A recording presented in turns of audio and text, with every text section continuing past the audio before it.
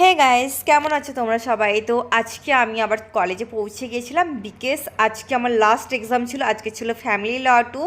তো আমি আর সুমন গেছিলাম, ক্লাসরুম পুরো ফাঁকা, কেউ আসেনি। পরে পরে বাকিরা এসেছিলো আমার বন্ধুরা। তো দেখো, আমাদের কলেজ থেকে ইউনিভার্সিটির পুকুরটা দেখা যাচ্ছে। আমি যে রুমে বসেছিলাম সেখান থেকে পুকুরটাকে আমি ক্যাপচার করেছি। পরে যখন আমার এক্সটার্নাল এক্সাম হবে তখন আমি তোমাদের ইউনিভার্সিটিটাও দেখাবো। তো আমরা এক্সাম দিয়ে বেরিয়ে গেলাম, দেখো কত স্টুডেন্ট আমাদের কলেজে। তো আমি বাড়ি চলে এলাম তারপর, আর বাকি বন্ধুরা গেছিলো ঘুরতে। এটা দেখো আমাদের ইউনিভার্সিটির মেন গেট, আমাকেও ওরা বলেছিল ঘুরতে যেতে, বাট আমি কলেজের ড্রেসে কোথাও যাওয়া আমি কমফর্ট বলে, আমি আমার নিজেকে সেফ বলে মনে করি না, কমফর্ট বলেও আমি মনে করি না। আর দেখো এই বাচ্চাটা কেন এমনি করছে বলো তো, আমার ছোট্ট সোনাটা।